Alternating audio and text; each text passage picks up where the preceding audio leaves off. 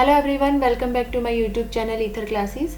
आज के सेशन में हम जनरल ऑर्गेनिक केमिस्ट्री के एक इम्पॉर्टेंट टॉपिक के बारे में डिस्कस करेंगे, that is carbanion. What is carbanion? Carbon containing negative charge is known as carbon ion.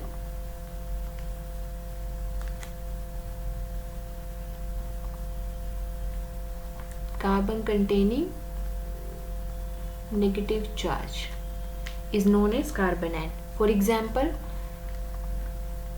CH3 thrice C and negative charge on this carbon. Similarly, CH3 twice CH negative, CH3 CH2 negative, CH3 negative,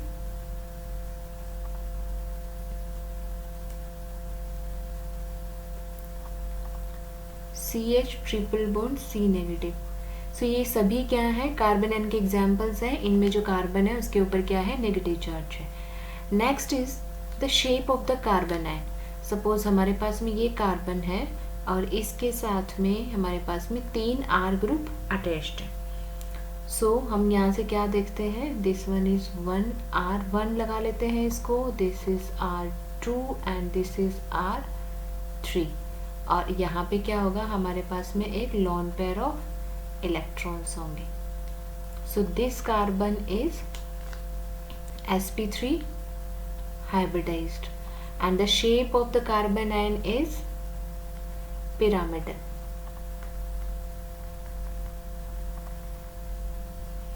इसको हम ऐसे भी represent कर सकते हैं, this is R3, this one is R1, this is R2 and this is lone pair of electrons. So यहाँ पे जो कार्बन है जिसके ऊपर नेगेटिव चार्ज है, this is the negative charge, this is in the form of lone pair. So ये carbon है वो sp3 हाइब्रिडाइज्ड है और इसकी जो ज्योमेट्री है, इसकी जो शेप है दैट इज पिरामिडल। ये जो कार्बन है इसके वैलेंस में कितने इलेक्ट्रॉन है, 8 वैलेंस इलेक्ट्रॉन है।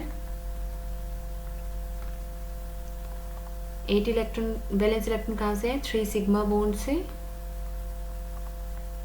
3 सिग्मा बॉन्ड्स है और ईच बॉन्ड कंटेन्स 2 इलेक्ट्रॉन। सो यहाँ से कितने हो गए, 6 इलेक्ट्रॉन यहाँ से आ गए और 1 लॉन पेयर। 1 लॉन पेयर मतलब 2 इलेक्ट्रॉन। सो टोटल मिला के कितने इलेक्ट्रॉन्स हो गए, 8 इलेक्ट्रॉन्स हो गए। सो जो कार्बन आयन है वो क्या होता है, उसके अंदर एक लॉन पेयर ऑफ इलेक्ट्रॉन्स होते हैं। Now first method of preparation of carbanion. Carbanion को कैसे प्रिपेयर कर सकते हैं? First method is by heterolytic cleavage of covalent bond. Heterolytic cleavage of covalent bond. Suppose हमारे पास में ये एक कंपाउंड है, दिस इज H, एक बेस लिया, बेस क्या करेगा, यहाँ से ये प्रोटॉन एब्स्ट्रैक्ट करेगा and there will be formation of this carbanion, CH2 negative, C double bond OH। Base की फॉर्म में हम OH माइनस भी ले सकते हैं। नाउ सिमिलरली अगर दूसरा एग्जाम्पल लें, CH2 CN, इसमें यहाँ पे एक प्रोटॉन है, बेस जब यूज़ करेंगे सो ये क्या करेगा, यहाँ से प्रोटॉन एब्स्ट्रैक्ट करेगा और ये बॉन्ड है ये इस कार्बन के ऊपर शिफ्ट हो जाएगा and there will be formation of this carbon. So हम क्या बोल सकते हैं कि हेटेरोलिटिक क्लीवेज से हम कार्बन आयन की फॉर्मेशन कर सकते हैं। Now the next method is addition of nucleophile. Addition of nucleophile to carbon carbon double bond और carbon carbon triple bond। ये सेकेंड मेथड है। इसमें हम क्या देखते हैं कि सपोज हमारे पास में ये एक कंपाउंड गिवन है,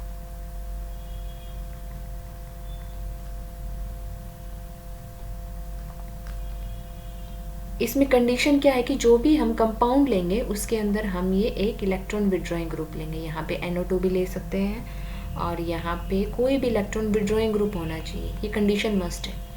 और अब इसको हमने ट्रीट किया एक न्यूक्लियोफाइल के साथ। सो न्यूक्लियोफाइल क्या करेगा, यहाँ पे अटैक करेगा और ये जो बॉन्ड है वो इस कार्बन के ऊपर शिफ्ट हो जाएगा and there will be formation of C2H5O CH2 CH negative CN। So इस मेथड से भी हम क्या कर सकते हैं, कार्बन आयन की प्रिपरेशन कर सकते हैं। इसमें कंडीशन क्या होनी चाहिए कि जो भी कंपाउंड है उसके अंदर एक इलेक्ट्रॉन विड्रॉइंग ग्रुप कंपल्सरी है। The next method of preparation is by decarboxylation। By decarboxylation इस मेथड को हम कॉलबेज इलेक्ट्रोलिसिस में स्टडी करते हैं।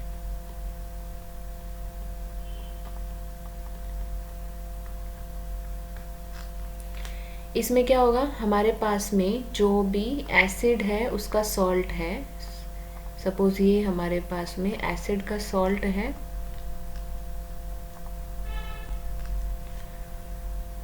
यहाँ से हम इसको डिसोशिएट कर सकते हैं। हमें क्या मिलेगा, RC double bond O negative और Na पॉजिटिव। नेक्स्ट स्टेप में क्या होगा, ये बॉन्ड इधर शिफ्ट करेगा and this bond will shift here. So यहाँ से किसकी फॉर्मेशन हुई, R negative is carbanion plus CO2। So carbanion को हम इस मेथड से भी प्रिपेयर कर सकते हैं। So to summarise, carbanion को कैसे कैसे प्रिपेयर कर सकते हैं, first is by electrolytic cleavage, second is nucleophilic addition to carbon carbon double bond and carbon carbon triple bond, और third is by decarboxylation।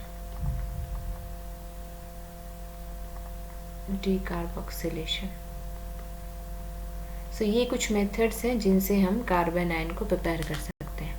Now next हम carbon ion की stability के बारे में डिस्कस करेंगे। Now the stability of the carbon ion. Carbon ion की stability के लिए हम एग्जांपल लेते हैं 3 डिग्री, 2 डिग्री, 1 डिग्री और methyl carbon ion. So this is 3 degree carbon ion,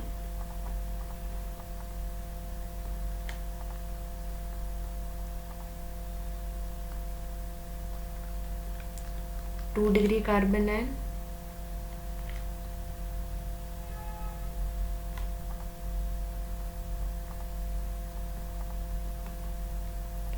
one degree carbon ion and methyl carbon ion। सो यहाँ से हम क्या देखते हैं, अगर इनका स्टेबिलिटी ऑर्डर हमें कैलकुलेट करना है, चेक करना है, तो हम क्या देखेंगे, इंडक्टिव इफेक्ट, हाइपर कंजुगेशन और रेजोनेंस, ये सभी इफेक्ट हम इनके ऊपर अप्लाई करेंगे और उनके बेसिस के ऊपर हम एनालिसिस करेंगे कि कौन सा कार्बन आयन है वो ज़्यादा स्टेबल है। सो अगर यहाँ से हम इंडक्टिव इफेक्ट देखते हैं, सो यहाँ पे ये क्या होगा, प्लस आई इफेक्ट देगा, ये प्लस आई इफेक्ट देगा, ये प्लस आई इफेक्ट देगा, यहाँ पे ये भी प्लस आई इफेक्ट देगा और यहाँ पे ये भी ना। तो अगर प्लस आई इफेक्ट अगर मोर होगा तो उससे हम क्या बोल सकते हैं कि जो प्लस आई इफेक्ट है वो जितना मोर होगा मीन्स वो कार्बन आयन की स्टेबिलिटी को, कार्बन आयन स्टेबिलिटी को क्या करेगा, डिक्रीज करेगा, क्योंकि ये जो कार्बन है इसके पास ऑलरेडी नेगेटिव चार्ज है। अब यहाँ से ये अगर प्लस आई इफेक्ट के थ्रू इसके पास में इलेक्ट्रॉन पहुँचा रहे हैं मीन्स इसके नेगेटिव चार्ज को और बढ़ाएंगे और इसकी स्टेबिलिटी को डिक्रीज करेंगे। सो प्लस आई इफेक्ट सबसे ज़्यादा किसमें, 3 डिग्री में, मीन्स 3 डिग्री क्या हो गया, सबसे कम स्टेबल होगा, उसके बाद 2 डिग्री, देन 1 डिग्री और फिर methyl. So stability of carbon ion will be this. इसी सीरीज में एक एग्जाम्पल लेते हैं. Second example, this is question number 1 and second question is, अगर हमें कार्बन आयन CF3 नेगेटिव और CCl3 नेगेटिव की स्टेबिलिटी देखनी है, तो कैसे देखेंगे? इसमें हम क्या देखते हैं कि जो कार्बन है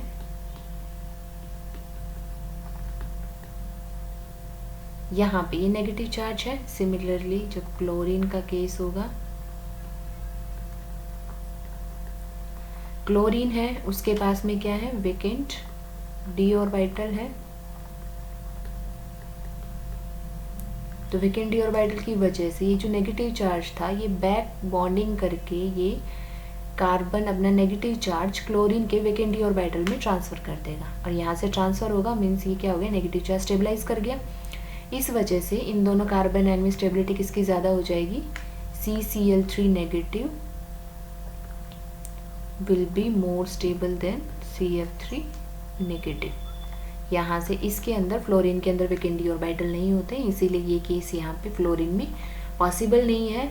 CCl3 नेगेटिव में क्लोरीन के पास वेकेंट d ऑर्बिटल है, इसीलिए डोनेशन यहाँ पे पॉसिबल है, और स्टेबिलिटी कार्बन आयन की क्या हो जाएगी? ये हो जाएगी. नेक्स्ट जो एग्जाम्पल है जो हम देख रहे हैं वो क्या है? Third example is CH2 negative nitrogen. Nitrogen के साथ 3 मिथाइल ग्रुप हैं और पॉजिटिव चार्ज है नाइट्रोजन के ऊपर. और second is CH2 negative PMe3 positive. यहाँ से इन दोनों कार्बन आयन में किसकी स्टेबिलिटी ज़्यादा होगी? तो इसमें हम क्या देखेंगे? इस केस में देखते हैं कार्बन के ऊपर नेगेटिव चार्ज है, फॉस्फोरस के अंदर क्या होते हैं? वेकेंट p ऑर्बिटल होते हैं, वेकेंट d ऑर्बिटल. सो d ऑर्बिटल वेकेंट होने की वजह से ये जो नेगेटिव चार्ज है ये बैक बॉन्डिंग के थ्रू फॉस्फोरस के वेकेंट d ऑर्बिटल में शिफ्ट हो जाएगा, और नेगेटिव चार्ज क्या हो जाएगा? यहाँ पे स्टेबलाइज हो जाएगा. इस वजह से जो स्टेबिलिटी है of this carbon ion will be more than the first one. Next is, अगर ये कंपाउंड्स गिवन है, यहाँ पे नेगेटिव चार्ज है, दूसरा मॉलिक्यूल है, यहाँ नेगेटिव चार्ज है, यहाँ बस एक ऑक्सीजन की जगह एक सल्फर ग्रुप अटैच्ड है.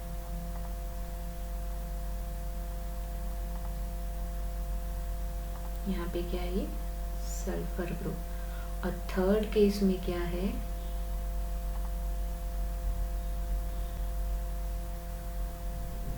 दोनों ऑक्सीजन की जगह सल्फर ग्रुप अटैच्ड है. सो यहाँ पे भी अगर सल्फर ग्रुप होगा, सो ये जो क्वेश्चन है इसमें हमें स्टेबिलिटी ऑर्डर बताना है कार्बन आयन का. तो यहाँ से हम क्या देख सकते हैं कि सल्फर है, जो सल्फर है, सल्फर के पास क्या है? वेकेंट d ऑर्बिटल्स होते हैं, वेकेंट d ऑर्बिटल्स हैं, मतलब इसमें जो नेगेटिव चार्ज है ये क्या हो सकता है? इधर इसके d ऑर्बिटल में भी डोनेशन हो सकता है और यहाँ से भी डोनेशन हो सकता है सल्फर के वेकेंट d ऑर्बिटल में. यहाँ पे जो नेगेटिव चार्ज है वो सिर्फ इस सल्फर के वेकेंट d ऑर्बिटल में डोनेट हो सकते हैं बैक बॉन्डिंग के थ्रू. यहाँ पे जो नेगेटिव चार्ज है वो किधर भी डोनेट नहीं होगा. सो जो थर्ड केस है उसके अंदर क्या है? बैक बॉन्डिंग ज़्यादा पॉसिबल है, मीन्स जो नेगेटिव चार्ज है वो मोर मेथड से यहाँ पे क्या है? स्टेबलाइज है, क्योंकि वहाँ पे 2 सल्फर है, दोनों सल्फर के अंदर पॉसिबिलिटीज़ हैं कि उनके वेकेंट d ऑर्बिटल्स के अंदर नेगेटिव चार्ज ट्रांसफ़र हो जाए. सो थर्ड की स्टेबिलिटी सबसे ज़्यादा होगी, फॉलोड बाय सेकेंड एंड 1.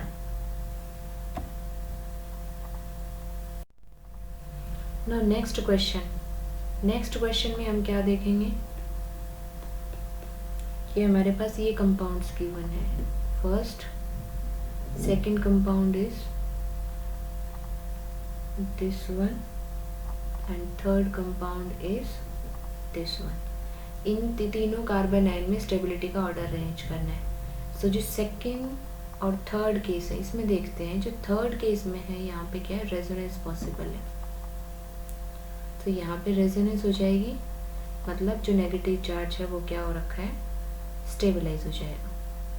सो ये सिर्फ किस में पॉसिबल है, थर्ड केस में पॉसिबल है। सो रेजोनेंस की वजह से थर्ड जो कार्बन आयन है that will be most stable then second and first. अब सेकंड और फर्स्ट में देखते हैं, यहाँ पे कोई रेजोनेंस नहीं है। ये जो ग्रुप है this will apply minus I effect, और यहाँ पे जो ग्रुप है ये क्या करता है, प्लस आई इफेक्ट अप्लाई करेगा। सो माइनस आई इफेक्ट जितना ज़्यादा होगा कार्बन आयन की स्टेबिलिटी उतनी ही मोर होगी। सो इस वजह से जो सेकंड है that will be more stable then first. Now next question is, अगर हमारे पास में कार्बन आयन है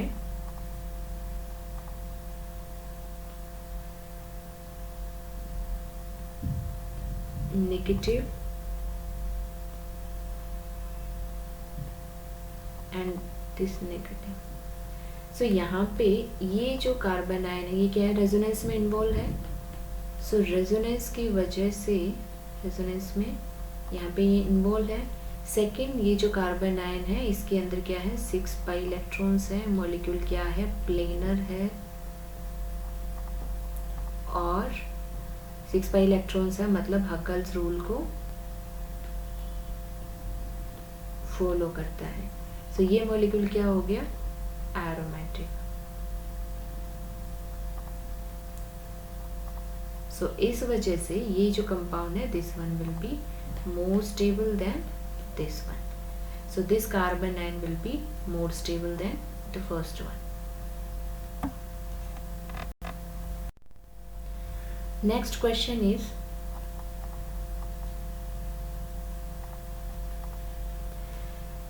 अगर हमारे पास में 3 बेंजीन रिंग्स है और वो कार्बन से कनेक्टेड है, third one is this one. Similarly second जो केस होगा, इस बेंजीन को मैं पीएच से रिप्रेजेंट कर रही हूँ, PH C negative, PH and H. Third one is PH CH2 negative. यहाँ पे अगर स्टेबिलिटी का ऑर्डर लगाना है, सो जो नेगेटिव चार्ज है वो क्या होगा, यहाँ पे रेजोनेंस में इन्वॉल्व होगा 3 रिंग्स के ऊपर। यहाँ पे सिर्फ 2 रिंग्स के ऊपर नेगेटिव चार्ज मूव करेगा, यहाँ पे सिर्फ 1 रिंग के ऊपर नेगेटिव चार्ज मूव करेगा। सो यहाँ से हम क्या कंक्लूड कर सकते हैं, स्टेबिलिटी किसकी ज़्यादा हो जाएगी, first will be more stable than second and third. Now next question is, if these are the 2 species और इनमें हमें स्टेबिलिटी का ऑर्डर लगाना है,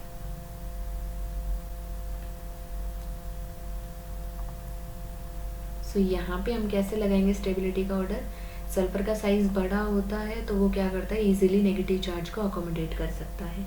इस वजह से ये क्या होगा, जो सेकंड है that will be more stable then first.